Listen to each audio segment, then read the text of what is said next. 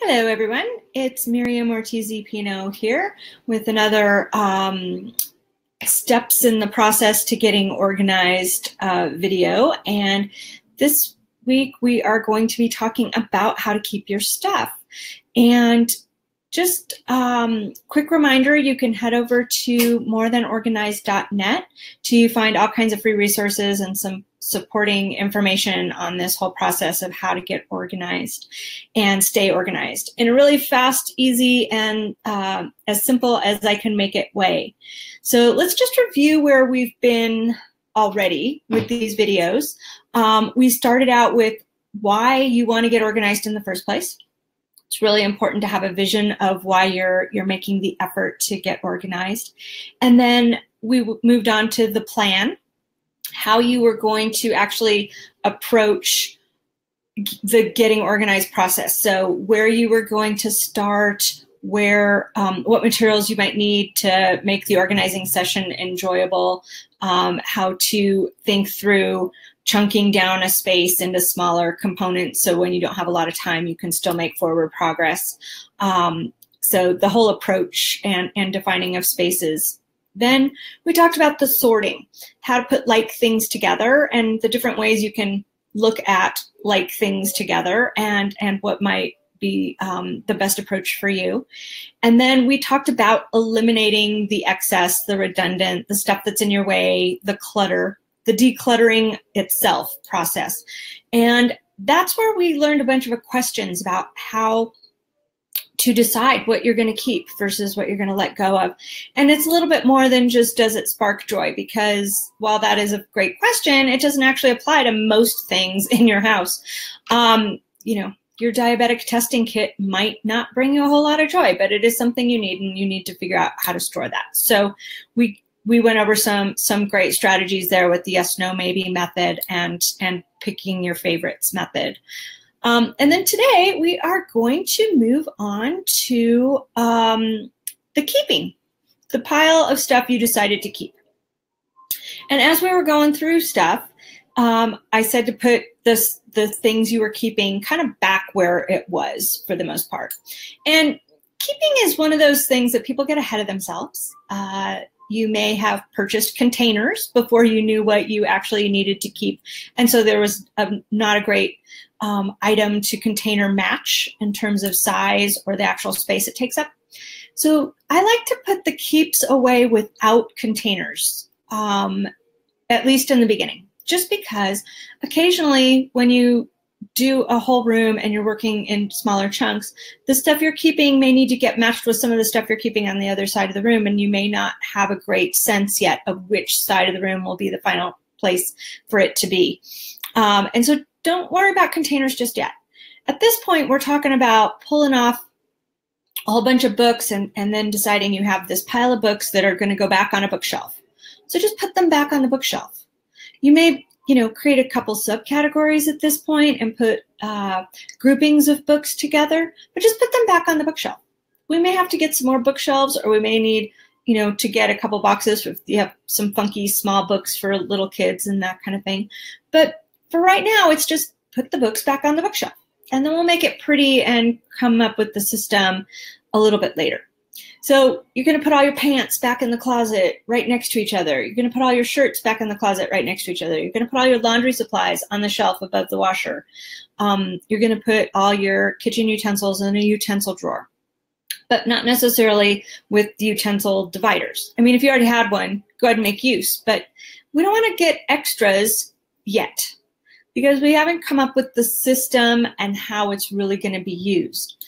Does that make sense? I hope so. I think if you think a little bit in terms of when you're shopping and you go to the store, you find like items together. Let's say the grocery store or a drugstore. You find all the bottles of shampoo lined up next to each other, but there's not a shampoo container around each brand of shampoo, okay? So you just want to line things up on the shelving or in the bins that already exist. And then we will do the fine tuning of making it super pretty after we systematize and think through how you're going to create your rotation systems for your items. So a couple other things to keep in mind about keeping things. So first, what you are keeping is going to go back in a space on a shelf. And if you think about the place you're going to keep things as kind of the placeholder, the spot that helps you figure out when you're going to need replenishment of things, it's also like at the store where people buy the first 4 cans of soup and there's still 3 in the back. You know, that's when you know you need to restock. You don't all of a sudden start keeping the frozen corn next to the soup just because there was space. No, you leave that space dedicated for soup for the next time soup is stocked on the shelf. So thinking about that when you're going to put things away is really handy as well. You don't put something else in the space just because it fits if you've already designated it for something else. You don't store extras in the weird random spaces. You create enough space to hold the usual amount you buy.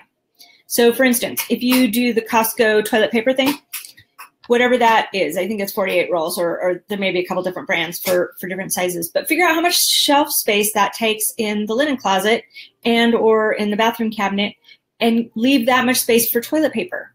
And then as you use it up, it gets empty, and then you fill it back with another set of toilet paper. So you always have the room to put the things you're bringing back in away.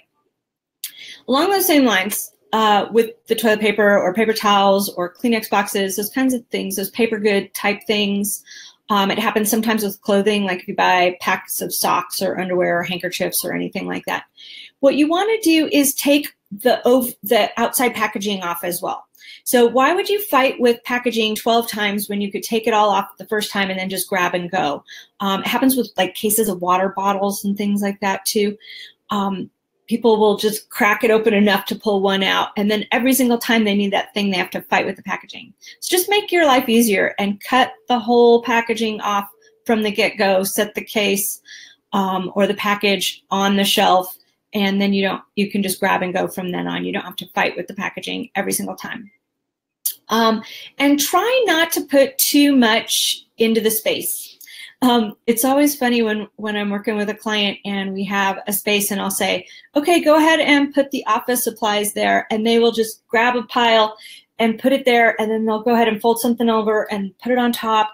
And so you'll end up with kind of a pile of, here's some books, and I'll go ahead and put some pens on top, and then, oh, there's a stapler too, and well, there's room right here. And so they just kind of pile it all up instead of putting things next to each other so that there is room to just grab pens or grab books or grab the stapler without having to move other things.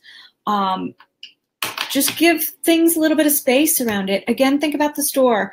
They don't stack things unless they're like things. And so you don't mix up your piles. Even if you have things in like Ziploc baggies or in specific boxes, you know, shoe boxes, yes, stack if it's all shoes, but you wouldn't stack shoes on top of socks on top of underwear in individually sealed boxes. You would do them next to each other so you can have access. Okay, so easier access is what we're looking for as you put things away.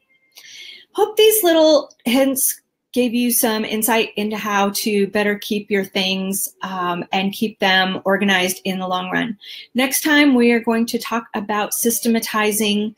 I hinted a little bit about some of it today, but we'll talk about actually figuring out the best way to keep and maintain your spaces long term. So today we just put the stuff in the designated spaces. Oh, I know, one other thing I wanted to mention about that. You know, in the planning stage, I mentioned figuring out what activities you do and what things you use for those activities. That can help you determine where to keep something. So when you find golf balls in the laundry room and you know you're going to keep your golf clubs and stuff in the garage, you move the golf balls to the garage with the golf stuff. You don't bring the golf stuff into the laundry room or create a space in the laundry room for golf balls if it's already been determined that that activity and all the supplies associated go in the other room. So that's the other thing to keep in mind. Which activities go together, and put all those things together. All right. Again, next week we'll talk systematization. It's a fun word to say. Systematization. try it. Anyway, in the meantime, if you want to check out more information on all of this stuff, check out morethanorganized.net. And otherwise, I will see you next week. Bye.